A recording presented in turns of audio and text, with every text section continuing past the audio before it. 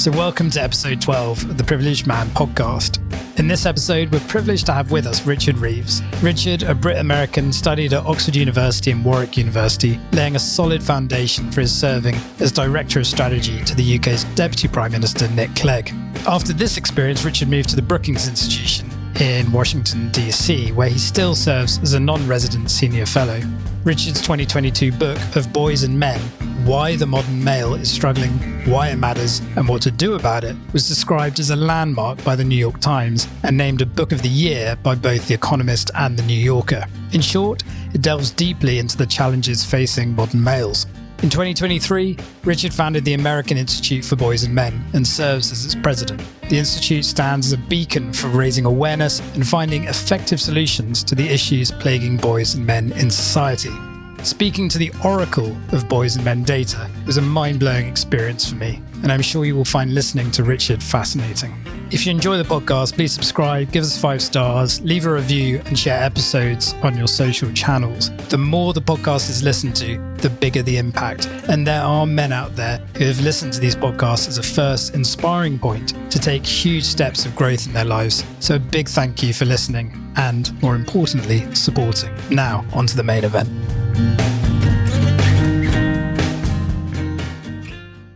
Why do you feel so passionate about boys and men? Where did that come from? It came from a mixture of the social scientist and the dad. So the social scientist in me, as I was at Brookings for 10 years and doing work on inequality, education, mobility, all gaps, have always been about what's stopping people from rising and flourishing. That's really the through line of all my work in politics and scholarship. And I just kept seeing these data points. I just kept seeing these data points showing the gaps in education now, the much higher rates of suicide, just the deaths of despair. So there was all this evidence that on a lot of fronts, a lot of boys and men are really not doing very well.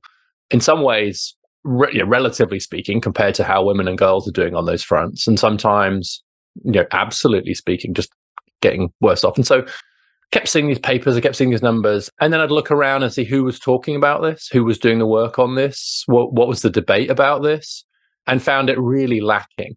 I found it very political, very partisan, not very fact-based, and it was almost like people would say privately, oh yeah, everyone knows, of course, that being male is the biggest risk of dropping out of college. Everyone knows that there's a 4 times higher suicide rate than men. Like everyone knows that male wages are falling. Actually, I don't know if everyone does know that. And I'm not sure that should just be a passing comment. And then as a dad, I've raised 3 boys on both sides of the Atlantic, and they're all in their 20s now. And whilst they are but privileged, to use your term, in almost every imaginable way, nonetheless, the conversations about masculinity, dating, life, patriarchy, etc., was like dinner table conversation. And so, and in the end, those two things came together as both a dad and a social scientist. But the big reason is that I felt that the public conversation about boys and men was a pretty low quality, and that maybe I could help just notch it up a little bit with, facts and evaluation, and most importantly, a genuinely non-partisan approach to this. I felt that the whole way it was becoming framed as zero sum. And I just found so many people afraid to even talk about it. That's the bad position to be in. So that's the thing, isn't it? And for men feeling as though if they do speak out in any kind of sense, that it's going to be branded toxic. And I've seen you talk about toxic masculinity before. But do you think for the listeners, you could just maybe define toxic masculinity and basically how it's evolved? Well, I can't define toxic masculinity. I think it's incumbent on the users of the term to define it. And one of the reasons that I've come to believe that it is such an unhelpful term is the failure to come up with a plausible definition. And I think the term, to be clear, I think the term toxic masculinity is itself toxic. And that's not what I thought coming into this conversation. But what people seem to mean by it is expressions, behavior that is typically associated with men and or masculinity that is clearly antisocial, that's clearly bad, in some cases very bad, and in some way is related to ideas of masculinity, right? That's That's really the best people can do about it. Now, the term actually evolved from the study of prisoners and a very small group of very violent criminals, men, for whom actually their sense of how to be a man had become quite entwined with violence, especially. And so before 2016, the term toxic masculinity appeared about 5 times a year in obscure academic journals in this very, very narrow way to look at this very small group of men. And then it became part of the general discourse, and suddenly it was used to explain climate change, the recession, boys making passes at girls. And in my own personal case, it was the term that was used to describe the behavior of a boy at the high school my kids went to when he and some mates made a list of girls that they fancied. And then a girl saw it, right? And that was toxic masculinity. It got international press attention. The American Psychological Association, who I should say are really moving on this issue now, but they got into real trouble because they couldn't really, they talked about traditional masculinity ideology. There are 2 big problems with toxic masculinity. One is the just practical one is it drives men away from the conversation. There are very few boys and men who want to have a conversation about which bits of them are toxic and which bits of them are not toxic. There are very few people who are inspired by the goal of becoming not poisonous, right? It's not a very aspirational goal. And the second problem is an intellectual one, which is that everybody who uses the term cannot define non-toxic masculinity in a way that's distinct from femininity. If you ask them, okay, so what's non-toxic masculinity then? They'll say, well, nurturing, and caring, and being emotionally available and vulnerable. Okay, isn't that stereotypical femininity? How is that different from femininity? They say, oh, it isn't, it's the same. Right. So non-toxic masculinity is an empty set. And therefore, the choice becomes toxic or female. And that's just a horrifically terrible framing for young men to think about themselves through. And this is where I heard you brought this term up about being zero sum. And this is sort of the flight to sort of the extreme ends of masculinity as well, right? Which is to own all of those sort of traditional areas, and there be no room for any of the sort of feminine side of masculinity as well. And it's sort of this big gap rather than a fused sense of healthy masculinity. Is that right? The sort of the Andrew Tates of the world, in the rise, it's given that space for them to sort of breathe. Yeah, I think there's a deeper point behind that you're alluding to as well, which is that we know from broader research about identity, the way to get someone to entrench into their identity, to more fiercely hold their identity, is to threaten it. Mm. Threatened identities become much more entrenched, more fundamentalist, more rigid identities.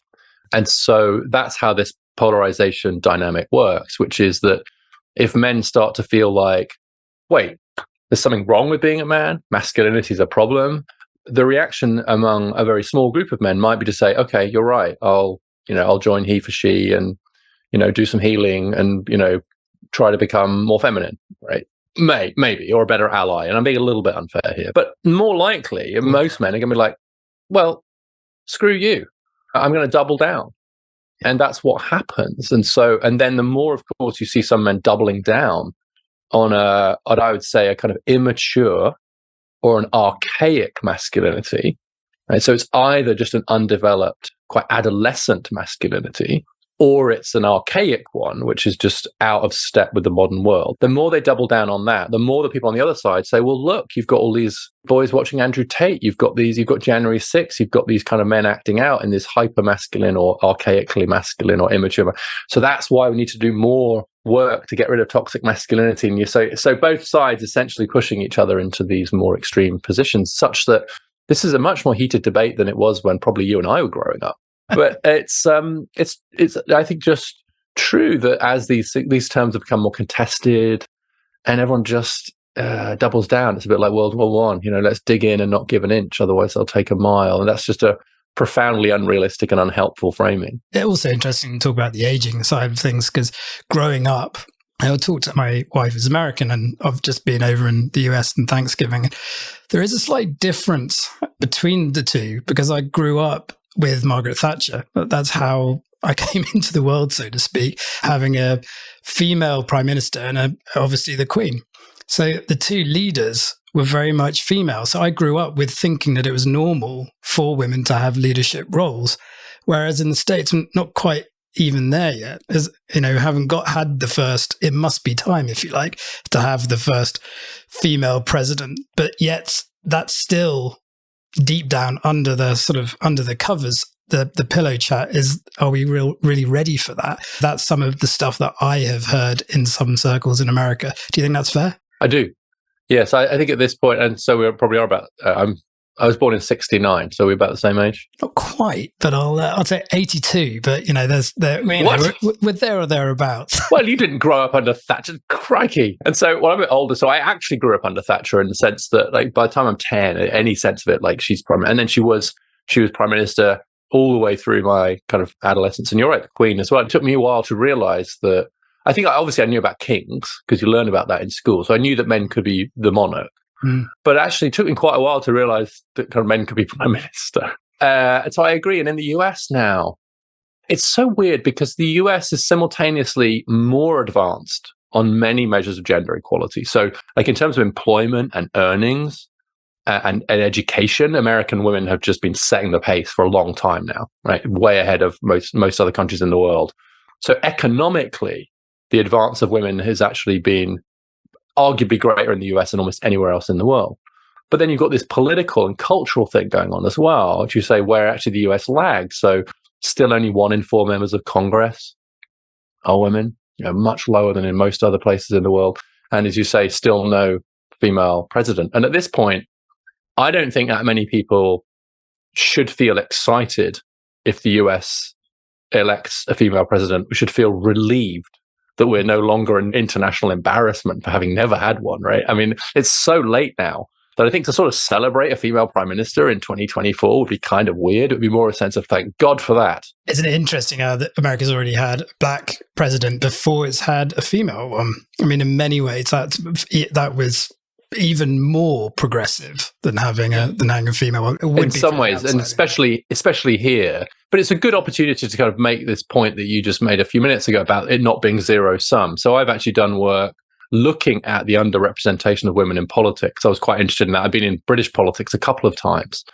And so I'm very interested in that. Of course, and the Labour Party introduced its kind of women-only quotas, and actually more than a third of MPs are women now. And I think the Tories are the only party that's majority male now. Whereas when Thatcher came to power, only 5% of MPs were men. So that really was a pretty historic achievement. Now it'd be like, we've had 2 more. And so actually I've looked at the US and I've actually even argued for some sort of quota system, because I actually think that when you've got a representative democracy, it is important to have more representation. And there's something very wrong with US politics. And so it can simultaneously be true that there's a huge amount to do for women and girls in a whole bunch of areas, including politics, but also, venture capital and other areas we could talk about. And here's a bunch of ways in which now it's really boys and men that are struggling in education, say, or in mental health. And the part of the big challenge of my work is to say to people, we can think 2 thoughts at once. 2 things can be true at once, and they don't have to be set up in competition with each other. It's so interesting, isn't it? Because, I mean, the conversation is so competitive. When we hear, I guess, as men, a lot of the time, women speaking up for their rights and for equality and etc., it feels quite competitive. It almost feels quite, you've made this happen, now you need to make it right, men. And when men come from the other side of it and go, well, we need more like, for example, in the UK, we need a minister for men. And, Minister for Women came quite a while back. I don't exactly know the date, but at the moment, there's a big petition out to get a minister for men. And that, I think, shows potentially how things are swinging back towards, a recognition. There has been a huge amount done for women, and men have been left lagging within this conversation. I think, with which you've obviously done an amazing job in documenting. As far as education goes, can you just give a few stats behind that to see how sort of less, or to showcase how, I guess, vulnerable men have become within the educational system? Yeah, so in every advanced economy now, so if you just take the OECD countries, for example, as a proxy for that, there's a very big gender gap with the exception of a bit of Germany, but a big gender gap in favor of women in higher education. So in the US, there's about a 15 percentage point gap in favor of women in getting college degrees. And back in the 70s, there was a 13 percentage point gap the other way. So in the 70s, men were 13 percentage points ahead of women. Now women are 15 percentage points ahead of men. College campuses in the US are close to 60-40 and rising. In the UK, I don't have the exact numbers of the UK to hand, but similar trend. Girls doing much better A-level, much more likely to go to university. And that's true across the board. And in Scandinavia, and this is interesting for a number of reasons, Scandinavia, because it's seen as those are very gender egalitarian countries, there are close to 20-point gaps in higher education in places like Norway and Sweden and Denmark. And that's one reason, by the way, that Norway has created a commission on boys and men. Right. Norwegians can do it because these education gaps in Norway are just vast, and they're really worried about what the implications of that are. One of the interesting wrinkles in this is that in the US, and you mentioned Barack Obama a minute ago, or alluded to him, but in the US, race really plays a very big role in the story, especially about what's happening to men. So it's really black boys and men in the US that you'll see typically towards the bottom of most of the educational achievement kind of metrics. But in the UK, that's not true. In UK, class weighs much more heavily. And so if you look at educational outcomes, if you actually look at the charts of like going to college, least likely to go to college are working class white kids, white boys, right? And there's all kinds of complex reasons for that, including the fact that the schools in the cities are a bit better. So if you look at who's most likely to go to college you can actually do it in the UK by, do they get free school meals, gender and race or ethnicity, and rank by that. And what you see is it's working class white boys at the bottom of the table, right? So free school meal kind of white boys. I think then, I know that white working class girls are a little bit higher, but actually the highest ones, you kind of see Asian, Black, etc. in the UK. And that's partly for kind of wonky reasons to do with the fact that the schools in cities hugely improved, particularly in the 90s and 2000s. And that's where you'll find a disproportionate share of BAME, I think, minority and Black kids, whereas the schools in, let's say, the industrial north didn't improve to anything like the same extent. So it's not like just race per se, but the point is that the class race story varies between the two countries. And the reason I raise that is not only because I think it's important to understand that difference between the two countries, and we could go country by country and talk about other differences. Like in some it's really geography, in others it's whatever.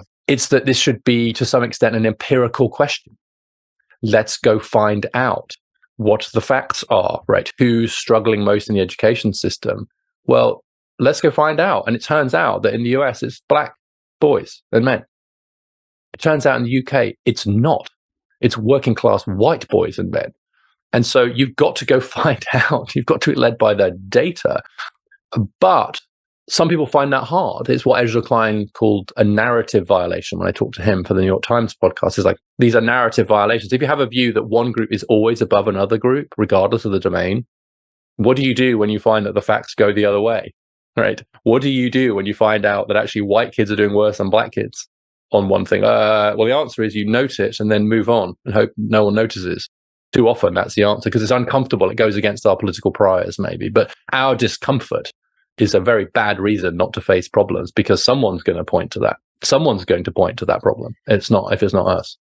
Well, I'm glad you are. And, a couple of podcasts ago, I had an MP on and he was talking about, I asked him very clearly and openly, are there special interests in politics and what is the actual timeline for a political party to actually look at their policies?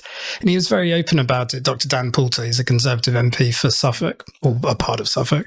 And he basically said, yes, there are special interests. And yes, we look at a 5-year timetable. So as far as the educational system goes, it's a systematic issue, isn't it? I mean, we have got a significant issue. The politicians and the politics are not going to be able to sort out, for example, what you just said about white northern boys, because actually, politically, it doesn't really make much difference to them whether they do well or not, but it is going to have a considerable effect on the fabric of society. And once again, it's going to be up to the emergency services and I guess public sector workers to pick up the damage in years to come. First of all, it's great you're engaging with politicians. And I will say that actually the UK on some fronts is moving a bit faster than some other countries. So for International Men's Day this year in 2023, there was an announcement from the government that they're going to have a men's health ambassador, that they're going to have a task force looking at men's mental health, I think, prostate screening. And so it wasn't what a lot of people who had been advocating for men had hoped for, but it was a lot more than nothing. And I just want to, as I mentioned, I've been in government a couple of times, and you're right that, of course, people have to think on certain timelines, which makes it harder to do long-term work, particularly around things like education. But I've actually come to believe the signaling effect of policy is something that we shouldn't underestimate, even if the practical implications of that policy might take a while to be felt. So there's this tendency sometimes to say, well, this is all there's just these culture war issues, right? So you've got to lean into whatever the culture war issues are. Immigration or EU in the UK, immigration also in the US, but things like gender, race, whatever. But I actually think that if people feel like they're not being seen or heard, that they are somehow being overlooked by the elites, and that could be any number of groups. It could have, not that long ago, I think it would be a fair claim for, lesbian and gay people to make, right? But we've seen huge progress on that front. But if we assume, for example, that white working class communities in the UK don't feel sufficiently paid attention to by politics and politicians, an initiative to help white working class kids in the North, and I'm not saying how you sell it that, but it was very clearly like, we recognize we're not doing enough for these industrial heartlands. Your kids deserve better, and we're going to do better for them, etc. Now, that will take a lot longer than next year to have an effect, but politically, it might make people feel, you see us, you've heard us, you're trying to do something. And so that line between politics and policy isn't quite as bright as I used to think that it was, and that a policy can have a political effect by the signal that it sends about who I care about, who I'm for, and whether I see you. And so this is part of the argument I have with policy wonks in the US, is that you should do these things because, say, for boys and men, because you should, right? And here are the policy reasons why you should. But another reason is because it might have a disproportionate effect on the culture, because right now people can come along and say, and the men's rights activists will quite often say this, they'll say, well, they don't care about us. The elite don't care about us. And they sound plausible when they say that. And so you could blunt that by doing stuff for boys and men, right? And being seen to be doing stuff for boys and men actually is a cultural intervention, even if the policies themselves will take a long time. So the stuff I just mentioned in the UK, about an ambassador, a task force, you can really roll your eyes at that. Like, really? What difference is that going to make? Okay. In terms of policy, that might not make a difference for quite a while, if at all. But politically, it might just help to soften this sense that a lot of men have now that they are being neglected. Very interesting point of view. And I guess there's always more that can be done, whatever policy and whatever branch of government you're looking at. Everything has to start somewhere. I often talk about this. People say when I've talked on social media or giving my story and background, they're like, oh, you're so brave, you're so courageous. And my point of view is that, I didn't really see it as brave or courageous. I just see it as my truth. But if I can be truthful and it brings maybe a door just slightly open, 5 degrees open, if you open up just that 5%, well, that door then swings open. It may take some time to do it, but metaphorically, it will swing open. So, that's an interesting point you bring up. You're sort of cracking the ice in a way, or giving permission space around it. And yeah, I think that's been true of a lot of the work I've done. I will also say that people will say sometimes, oh, that's brave to... I write in my book, people warn me against this. And occasionally people will say that this was a brave issue to go. And I have to tell you, I think that this is going to sound very male, but did we really set the benchmark for courage that low?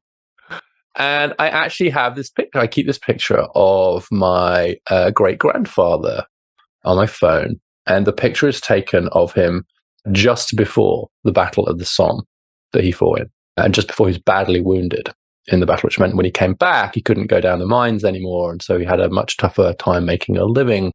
I tied Bess. So he's on the Welsh side of my family, tied Bess. And I'm like, and what I do is I have this little conversation in my mind between me and Tide Bess as he comes back badly wounded after the Battle of the Somme. And I tried to explain to him how brave I'm being by writing a Brookings Institution press book about boys and men and enduring some really nasty comments on Twitter and occasionally a horrible email or a difficult question at a public forum. And I say, don't you think I'm brave? Tied Bess, look how brave I'm being. And I just imagine the look. And I'm saying that kind of just, but like, really? Has it become a mark of courage to just say stuff? So as long as you do it the right way. So anyway, that was a digression. But I worry if it's true that it's brave to do this. And it's like, that's a triply a reason to do it, right? Because it shouldn't take courage. It shouldn't be a sign of courage to do any of this stuff. And I absolutely love it. I love that story. It's so interesting and so explains the level of suppression that men have currently for me. Is that deep level of what I've got to say is either going to be shamed or is not good enough. It's unworthy to be spoken. And it's like either people are going to like take the piss out of it or they're going to shame me, because that's sort of where the sort of culture that we're living in. And I think that's a huge thing if you're a man to hear that there are spaces and there are places where you're not going to be shamed. So if you feel like you've got something to say, go out and find that place where you're not going to be shamed and start to, get that through the door, what your authentic voice actually sounds like, so that taking that into the world isn't so scary. And on the other side, if there are women listening to this, like, hear how shamed men are or how they feel, because it is actually seen as being brave and courageous nowadays for men to actually just speak their truth. And that, I mean, if we want to talk about living in a mad world, that is living in a mad world. And adds to this, what do men do? I wrote this in a LinkedIn post the other day. What do men do when they feel suppressed and they feel put into a corner? Well, they fight. So if you want to have a look at what's happening in the world at the moment, it's what suppressed men do. We fight and we box out of the corner. And we've got to stop specifically talk about privileged men, stop suppressing and putting men in these boxes, because all they'll do is fight. We hear people out and have the spaces to listen to each other, no matter how privileged they seem. Right. I mean, like, just because maybe you do have certain kinds of privilege, right? It doesn't mean that what you say isn't intrinsically wrong. It doesn't mean you might not have valuable things to say, and it also doesn't mean there are many ways in which you might be struggling or suffering, right? There are no lines around who's allowed to suffer and in what ways. And I think that's important too. And so having more compassion around this is important. The only thing I'd add to that, I agree with all of that, is there's a bit of a vicious circle here where if men don't feel they can speak up, or they don't speak up often enough, or they don't get enough opportunities to speak up, or they're worried about being shouted down, it kind of builds up in them. And so then when it does come out, it sometimes comes out with much more anger and force and frustration behind it, perhaps, than A, it necessarily warrants, and B, than is helpful in terms of persuasion. So I was at an event recently where a guy was speaking, and I know him quite well. He's a lovely guy. He's in the men's movement, and he spoke at this conference of mostly academics and practitioners and stuff. And he was basically talking about, why don't we have an office for men's health, and men's suicide is so high, and why are we ignoring these issues and stuff. And I was sitting next to a young woman, feminist, and she said, I had to keep reminding myself that I agree with him because his tone was viscerally unappealing, right? Her emotional reaction to him was recoil, right? What she felt and saw was an angry white men shouting about this stuff, and like really angry. And right?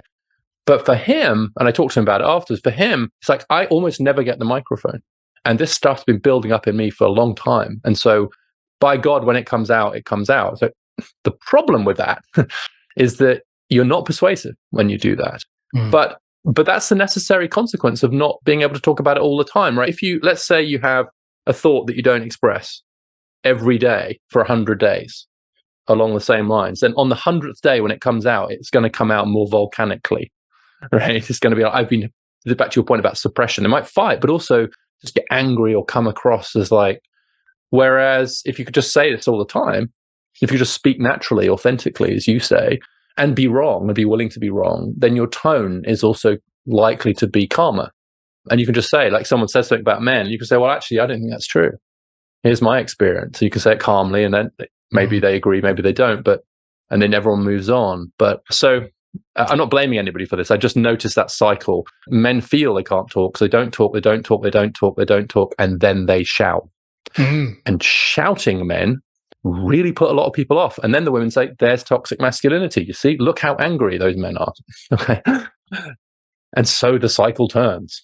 Yes, it's a great explanation. It's a really great explanation. I've taken that into the family arena as well, and seeing the level talk a lot about it.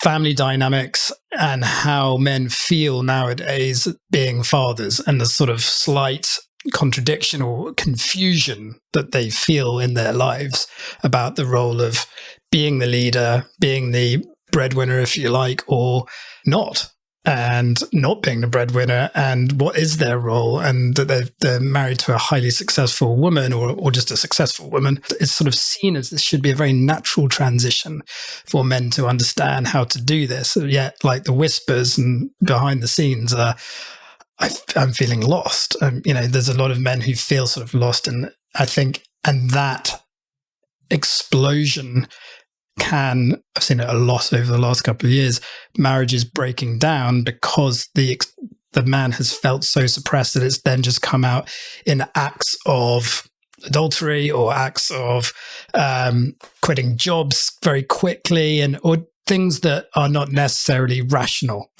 And it always comes down to this feeling of not feeling safe to express actually what their truth is. So yeah, I'm just sort of taking that and elaborating on that sense of insecurity or unsafe, or feeling unsafe to express their truth, and how it rolls out into the family nowadays. Yeah, and so I was a stay-at-home dad for a while, and the dynamics you just described are absolutely run through my marriage, and how you negotiate those marriages and those roles is just really hard, and actually it takes quite a lot of skill. And so I think the demand of having the skills and the self-awareness and the communication skills, like, it's just much, much harder than it used to be, right? And also for men who are in a position where maybe they're still doing okay economically, or they have decently developed emotional skills. I mean, it's hard enough for them, or I'll immodestly say us, let alone for other men, right, who might be struggling more with that. And this transition, like the speed with which we change the economic relationship between men and women. I mean, it's happened like in a generation, right? Just kaboom. And you just don't have social changes that rapid. A fundamental and positive change, which is the rise of women economically, and therefore a massive change in the economic relationship between men and women, without that being a bit of an adjustment. Right? And I've been guilty of this in the past, which is sometimes to say to men, well, just get with it, get with the feminist program. What's wrong with you? Be more enlightened like me. Read more Germaine Greer. And that's sort of a little bit unrealistic and lacking quite a bit of compassion when you're saying to men, we're basically asking you to turn like on a dime. Sorry, I use Americanism, like on a dime, like reinvent yourself overnight, buddy. That's tough. But at the same time, of course, we welcome the economic rise of women. We welcome the cause of this recalibration that's taking place. But recalibration culturally of this scale is super hard. And also to treat men like where they are, rather than just treat them as kind of like embryonic, feminists. Just need to keep working on them, keep chiseling away at them, and then they'll get it. But to be clear, I'm a feminist by, I think, all reasonable definitions. I'm very proud of that. But I think treat men where they are. And I was thinking about this, weirdly, we have some friends going through a very difficult marital situation who we're going to see tomorrow. So I'm thinking about this a bit more acutely than before. And part of the issue is the failure of the guy to update his idea about what a provider is. And I was thinking about how I'm going to talk to him. And if I say to him, look, male breadwinners are dead, get with the program, you should stay home, etc., that's not going to cut it with this guy, or perhaps with most guys. And so what I'm going to say is, it's incredibly important that you're a good provider to your family, right? That is what it means to be a father and to be a man, is to be a good provider. What it means to be a good provider changes over time. in different cultures at different places, right? And so actually right now, the way to be a good provider might be, for example, to do a little bit more with the kids around the house, or to do this, or to allow your wife who's flying economically to fly, because that will bring more money into the household and be good for your kids, right? So what we need, I think, to do is just reframe and update a little bit our sense of what it means to be a provider, but still say to men, you need to be a provider. Now, that sounds incredibly conservative on its face, right? So don't we need to get past all of that? And well, easy, Tiger, takes a while. And we know that for as long as recorded human history, men have defined themselves as protectors, providers, and reproducers, right? I don't think we should assume that we can just evaporate that in a couple of decades. Right? Let's be a bit more humble about the pace of change here. And so lean into this idea that men have about being a provider and make that a really noble thing. Being a father and a provider is a noble and great goal. And again, going back to that zero-sum analogy, it's like you don't have to be a zero-sum provider. It's not like all or completely nothing, right? No, it's a bit of everything. And actually the questions in surveys about women want men who have breadwinning potential, which is still true. A colleague of mine said, that's a proxy question for does he have his act together, right? Yeah. And because there isn't a question on these surveys which is saying, does this guy have his act together? And so the closest one on the surveys is, does he have good economic potential? Right? Because the labour market is a very good signal of whether you've got your act together. It's really hard to make money if you're a mess, right? So it's a good proxy. And of course, some of it is about the economics, but also I'm just thinking about my own role. I'm just very personal about this. When I was at home, kind of looking after my kids, I would organize their play dates. We cycled to school. I had basically semi-adopted some other kids. I became the local scout leader, reinvented the scout group, organized camps for all these boys to go off. I became a kind of local volunteer.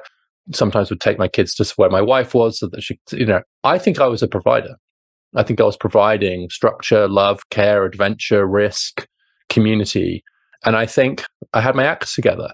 And I think what women are quite often saying is, look, I don't necessarily need him to be the patriarch and make all the money so I can stay at home. I need someone who's in this with me, shoulder to shoulder. We're partners.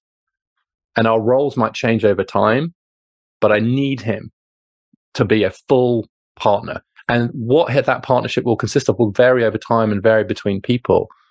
And so the danger is that this is where I have a lot of issues with conservatives, is that they very often say, yeah, we need men to be the old-fashioned men again. They need them to be a breadwinner and provider and come home and then discipline the kids. And no, sorry. Did you not look at the economic trends of the last 40 years? Sorry, did you miss that? Right? Did you not see what happened?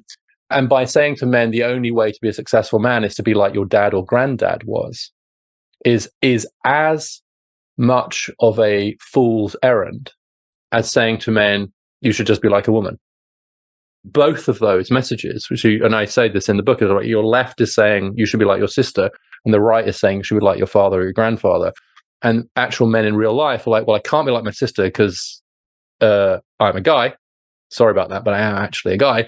But I can't be like my dad or my granddad because they didn't have to think about their role because everyone knew what their role was and they knew what their role was. It's like my dad's role, be a breadwinner. Duh. So could you help me out here?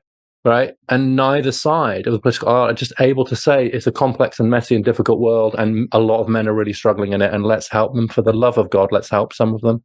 Oh, it's like a in my body.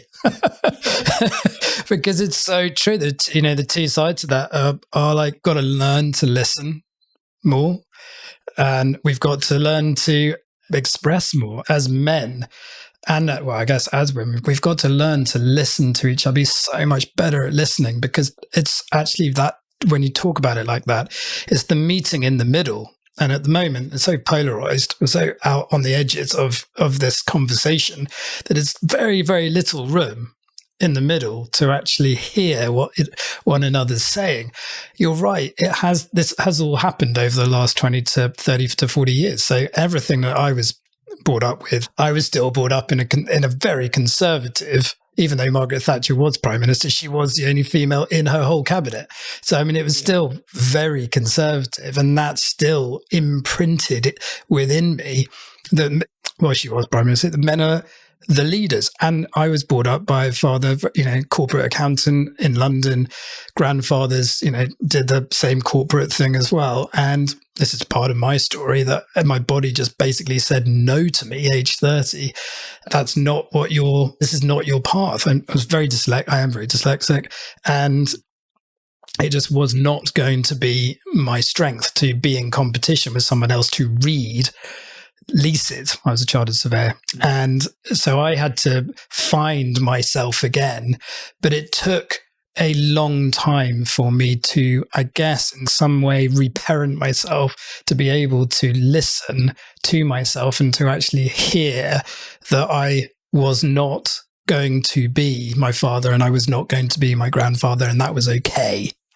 It was okay that I was going to be something different and do something different. And I could still be a success, because, of course, there are all sorts of money issues that go along with that, and lifestyle choices, and et cetera, or perceived beliefs behind that anyway.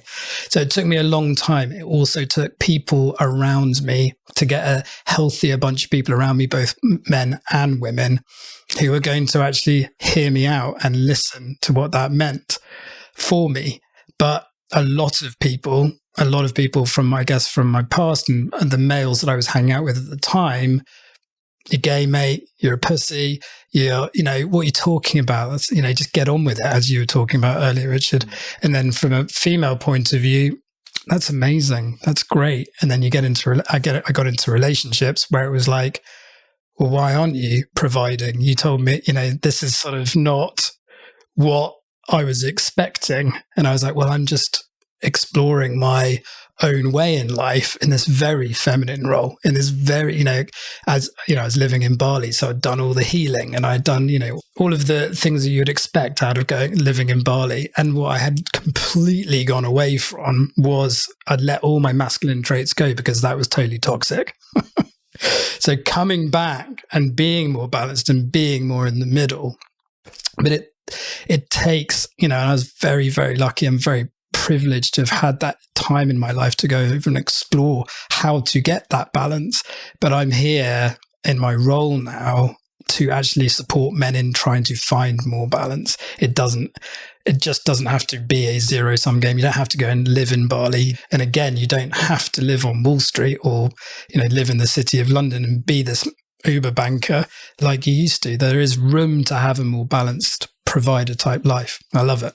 And even also just to, I think, show agency and be I'll use the gender term, but like a master of your own destiny.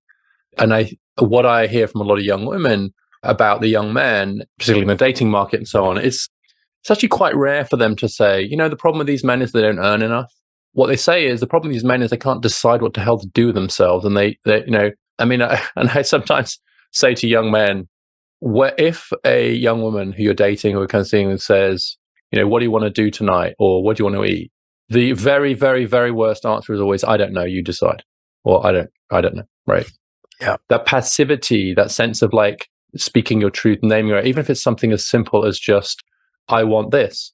Right. I had this experience the other day with my wife, and she just asked me, should I wear this or this? Right. We're going for dinner. It's actually our anniversary. And she said, should I wear this or should I wear that? And I will say to you and to your listeners, hoping that she doesn't listen to this one, I didn't care. But I very decisively said, the blouse, right? I was just very decisive. She said, great.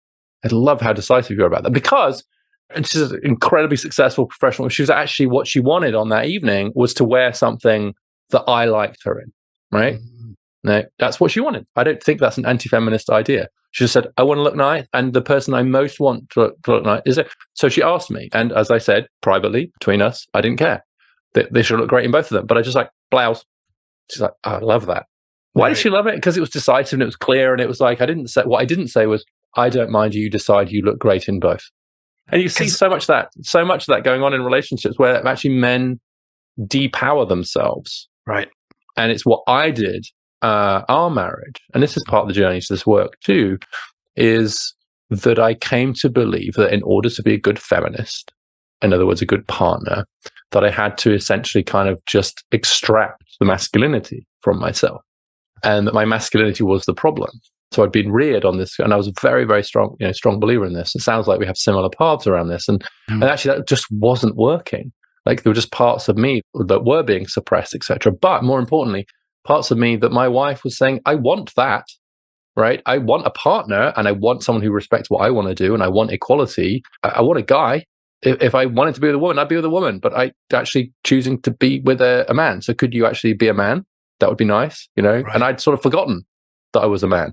Yeah. Oh, wow. It is, the emasculation. We're constantly seeing this on social media, and it's so alive, the shaming of men, that we take this into relationships and then sit there and be a woman in a man's body. A lot of, and you can say that for women as well, who are compensating. It's a lot of women in, men in women's bodies, if you like. I mean, I'm talking about metaphorically as opposed to. But no, you're right. And it's also, I use this example. I sometimes say, look, actually, as we've already established, I'm much older than you.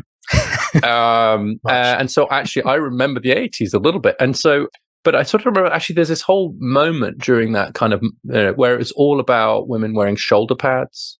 Yeah. And doing assertiveness training. Power pads. And basically the message to women was, if you want to make it, then you better start acting like a man. Right, even voice coaching. In fact, you mentioned Thatcher. Famously, Thatcher did this. Right, actually, so you need to put shoulder pads on to literally make yourself look like a man. Right, then you need to do assertiveness training, because we know kind of men are more assertive. Right, and then you need to stand in a certain way, and then you should deepen your voice so that you're taken more seriously. Because no one will take a squeaky woman's voice seriously. Whatever. That was the idea behind it. And then a lot of women just said, "Fuck that." Am I allowed to swear on your podcast? Yes, you can. Fuck that. I'm going to be a woman. Actually, thank you very much. I actually don't think I should have to put things on my shoulders to make me look like a man. But I'd also like to be CEO or president. Thank you very much. Despite being a woman, I don't have to stop being a woman to have those things. And that was a great breakthrough. And I'm not saying it was completely successful. And a lot of women, when I say this, saying, well, I don't think that's true. I think there's still a bit of that. But I'm like, well, I think go back to the 80s and you'll find there was a lot more of it. There's a bit of something similar going on the other way around now, which is actually, if you really want to make it, you've actually got to be not masculine, right? You've got to kind of feminize your affect. And that's equally unhelpful and damaging, because what you're basically saying to people is don't be you. And the thing is that men and women are all very different. These are differences at the average, like as Thatcher proves, but as many other people prove. And, and given that we've established that I hope my wife isn't going to listen to this, I will say that I'm much more agreeable than my wife. And so on average, women are more agreeable than men. This is a personality trait, the psychologist, right? More agreeable, more concerned what other people think of you, more concerned to be seen as agreeable, right? I'm quite high on agreeableness. So a bit of a problem for me is that I kind of worry if people like me or not, right? My wife's much lower on agreeableness. She's more disagreeable than I am. And I love her for it. And she's a woman. And so, the whole point of this exercise in the end is to sufficiently honor the differences between men and women, to not be trapped by them, so that we can depart from them and we can be ourselves in our masculinity and our femininity and everything else in between. But the way we're talking about it now, by pathologizing one or the other, by forcing us into these binary positions where you've got to be your dad or your sister or whatever, it's actually incredibly cramping and very, very unhealthy. Yeah, it's very interesting, particularly I'm married to an American. And so I get this, I do culturally, sometimes she really pulls me up. And one thing that what you were just talking about just now has brought me back to when I was talking to my daughter, and she's now 4, and she goes, I want. And I go to her, Tula, it's I would like. And my wife goes, why can't she say what she wants? Right? And I go, well, because it's not, it's rude and unlady. No, I didn't say this out loud, but I was thinking it's unladylike. And there is the programming, right? There is the programming. Even with, doing this for 10 years of like self-awareness, I'm still learning through my daughters and learning, through having a healthy marriage and a healthy relationship where I'm open to being criticized as well as standing up for myself, of course. But I hear these things, instead of going, fighting against it, I go, actually, you know what? Everything when I was growing up wasn't necessarily the way it should be. And so I'm more open to hearing and listening to this kind of stuff. And I was just thinking, you know what? I'm still at a 41-year-old's body, have this sense of kids aren't even allowed, and maybe there isn't a little bit of women aren't allowed to say what they want. And that's just, and I had to really recoil from that and go, wow, that's really something, you know. Yeah, it's hard to tell what, right, because they've got big cultural differences there as well as the gender thing, of course, too. And there is something sometimes more direct about Americans stating their desires and their wants. And I've had that kind of in my relationship too, is that, you know, my wife would be much more like, say, I want X and I don't want this and I don't like that. I mean, it's been really interesting. So, for example, we have like a rule in our house that she's instituted: no one has to pretend to like presents. And so, whereas, of course, raised in a much more, in this case, a more stereotypically British household, is you'd open a present and you'd hate it. And you say, oh, thank you, that's so thoughtful. And then go and give it to Oxfam or whatever, the next day or whatever. My wife will be like, I'll have bought a piece of jewelry or clothes, or, I mean, those are usually destined for disaster. But kind of where I buy it. And she just says, well, thank you so much for this, but I hate it. Absolutely hate it. That's so great. There's no artifice. There's no pretense. It's just like, yeah, I absolutely hate it. And it's given me a bit more permission to do that as well. To be like a bit more actually just saying, not pretending, right? And there's so much pretending that goes on. And I'm not saying there aren't kind of necessary pretenses sometimes too, but you've added a gender dimension to it as well. And I would say that there has historically been a bias against women stating directly what they want, right? They've been supposed to imply it, right? They're supposed to drop the handkerchief for the gentleman to pick up, right? Rather than saying, let's go on a date. I don't want to lose all, and I think there's something to that that's probably a little bit fixed, right? But actually, it's been a real progress to say women can state what they want. What we don't want to do is lose along the way the idea that men can also state what they want, and that it might sometimes be different to what a woman wants, or in the relationship, what they want. And that's okay too. And if we're going to be really honest about this, I think sometimes, and here I'm thinking a little bit about sex, but I think it could apply more generally, is that sometimes if the thing that you want is something that's a bit more masculine, everything else equal, blah, blah, blah, then it's somehow we ourselves sometimes get suspicious of it, right? And certainly other people might get suspicious of it because, oh, well, you would say that. There's a kind of, well, of course you would say that. You're a guy, right? And as if that's somehow a bad thing. I'm like, well, yeah, but I am a guy, right? And so if I want something in part because I'm a guy, yeah, why is that necessarily bad? And I'm not saying, I think we do this, it sounds like you've had it, we do this as much to ourselves as other people do it to us, is that we put an asterisk next to male desires and wants, which is a little bit like potentially problematic. And that, I think, is maybe causing a lot of these issues that men are facing, because they're locked in an internal conflict in many cases between these desires and these wants and these feelings and these kind of sense of themselves and these legacies, these traditions or whatever, and the reality of the world around them. And so that disconnect, I think, is cool, and that causes sort of serious mental health problems at worst. Well, absolutely. Because, I mean, the loneliness of thought, not being alone, but the loneliness of those thoughts is the starting gun to anxiety and depression, because if we're stuck with it, it just aggregates into being, more thoughts being aggregated over time. And I think that, that's why men in their 40s and 50s can start to feel fairly desperate about the world and can spiral into a sense of negativity, which then spirals into being 60s and 70s and then retiring and feeling, well, completely unworthy, because the only thing that they did feel worthy about was working. Right. They put all their eggs in that basket. They looked at Fiona Shan's work. She's an Australian psychologist who looked at suicidal men who mostly had actually taken their own lives through suicide, and looked at the notes and communications and messages that they sent prior. And in particular, she looked at self-descriptions, and she found that the two words that those men used to describe themselves most commonly were useless and worthless. Now, of course, this is a highly tragically self-selected sample of people, but nonetheless, it speaks to something I think that's incredibly important, which is the universal human need to be needed.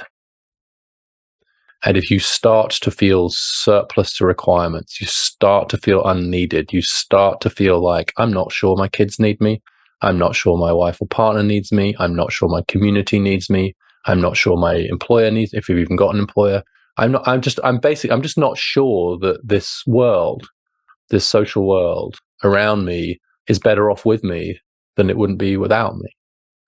And so that sense of a loss of purpose and being needed, I think, is huge. And I actually quote this psychologist, maybe an anthropologist, in my book, where he's saying that many men lack a sense of ontological security. And I tease that and say, it's not a great bumper sticker. I sort of conjured up an image of like thousands of men marching, shouting, what do we want? Ontological security. It's not great. But nonetheless, the thought that lies behind it, a sense of ontological security, is a sense of having a secure grounding of your place in the world, right? Knowing who you are, how that connects to the world around you, how it's rooted, and how you, as a result of that, feel that sense of neededness, being needed and having a purpose. That's what ontology is. It's just a sense of like being. Ontology means being, right? And we're human beings, not just human doing, but being. So if you have a sense of like, this is who I am, and this is why I matter, and this is, and so I thought it was right. I think that lack of sense, that unmooring that's taken place for a lot of men with the taking away of those really clear roles that men had before, which had the deep problem of being sexist and unfair, the loss of many roles in the labor market, to some extent, even the loss of a sense of being respected in popular culture. I mean, I think it's true.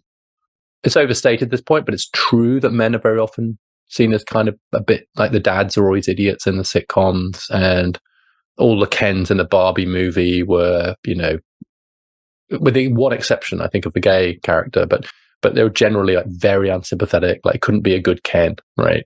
And so there's just kind of sense of just that semi-pathologization in some ways of these roles, just I think has left a lot of men rightly feeling a bit unmoored, a bit untethered, a bit unsure.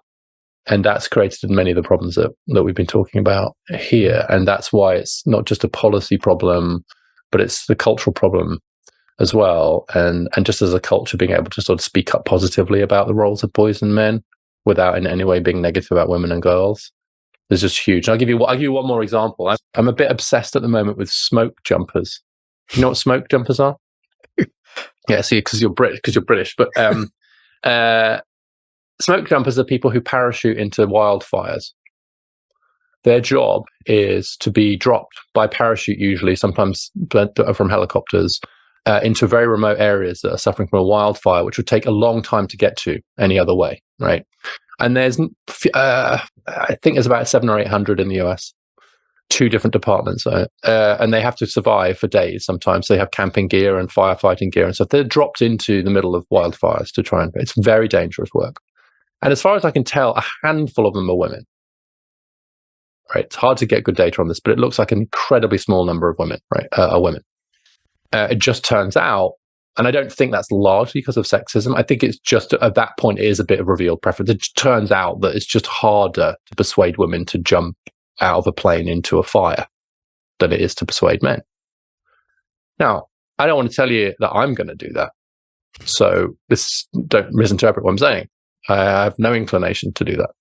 But it does turn out that there are more men that do it, right? The point of the story is coming, which is that NPR, the equivalent of the BBC over here, did a story about the pay of smoke jumpers and did an extended interview with a smoke jumper and their experience. You probably know where I'm going with this. It was a woman, right? And so you think, and I kind of know what the NPR producers were thinking. They were thinking, well, it's a very, very, very male role. Like it's like 99% male or something. I mean, you don't want people, we want to break that gender stereotype. We want people to know that women can parachute into fires too. So we're going to do this with a woman. But then I thought, what if I'm one of the 99% of smoke jumpers who's a guy? And I tune into NPR and it's a woman. bit the same with the 9/11 firefighters. All the firefighters that died were men. Mm. And again, it's just like, it's okay, I think, to just give ourselves room to just say, you know what, guys do this and it's great. We don't have to just, and it's a small, tiny example, but we have to be careful. We're not either inadvertently sending this message that, like, when guys do bad shit, absolutely we're going to cover that to the hilt, as we should, right? But when there are guys doing good stuff, like saving us all from wildfires, we have to interview a handful of women to do that. And one of the talking points, I don't like the term men's rights, as you can probably tell, but one of the talking points of the MRAs, the men's rights activists, is, have you ever noticed that when there's a bad behavior that's typically done by men, it retains its gender, right? So it's always, so no one, you can say gunman, right? Right. But when they do good stuff like fight fires, it has to become firefighter. So their point is that we gender neutralize positive things that men do, and we keep the gender label. And the first time I heard that, I was like, really? And I was rolling my eyes at it a bit, and I thought, well, actually, that's kind of true. I'm not saying we should be firemen again. I don't want to be misinterpreted, but it's just for me, it's just a reminder for us all to just be careful and be compassionate and empathetic, and not start from any kind of presumptions about one being better than the other. Absolutely. And that cancelling men is dangerous, right? Cancelling men is going to be is a dangerous thing to do. It's we got to do something with them. There are these kind of women-only feminist utopias, from Herland through to the Rick and Morty episode, Raising Gazethorpe. And the issue is always in those, what do you do with the men? Right? So you create a feminist utopia of women-only feminist utopia, but it's like, and then it's a whole reproduction thing, but leave that. So that, what do we do with the men? And the question, what do we do with men, is the question every human culture has always had to answer, and to try and come up with as positive and pro-social an answer to that question as possible. And we should not be hubristic enough to think that we can be the first culture in human history not to have a good answer to the question of what men are for. The answers have to change, but the question has to be asked and answered. And that's part of the problem now, I think, is this sense of like, what are men for? What do we do with the guys? is at hand. And being answered right now, as you said earlier with Andrew Tate and some of the more unhelpful, bordering on, I think it's closer to when you can say poisonous, but just really retrograde, reactionary ideals of masculinity are rearing up, is because they are at least answering the question of how to be a man. Mm. And the fact that they're getting so many people coming to them is because they're answering it. That's a poignant way to end. Thank you very much for coming on. And just before we do end, Richard, could you just give a signaling to our listeners on where to find out more about you and your book? Yes, well, my book is Of Boys and Men. It's published, in all the usual places. And I'm excited to say that I've just created a new think tank in the US called the American Institute for Boys and Men. It's the first and only non-partisan think tank devoted to the issues of boys and men. And so you can find that at aibm.org. And I'm hoping that will be the first of many such organizations that are doing this kind of work. Amazing. Well, thank you for all the work that you do, and thanks for coming on today. Thanks for having me on, Pete. Really appreciate the conversation. Pleasure. So thank you for tuning into the Privileged Man podcast. If you feel a resonance with our message and are keen to join a globally connected community of men committed to nurturing and elevating their mental wealth, I invite you to explore further. Visit our website, theprivilegedman.com, where you'll find enriching testimonials of men who have become a part of this empowering movement. Remember, the journey to becoming a privileged man, a truly privileged man, one with elevated mental wealth, starts with your next action step. And that step could be just a click away. Thank you again for your time, and I'm looking forward to having you with us in our next episode.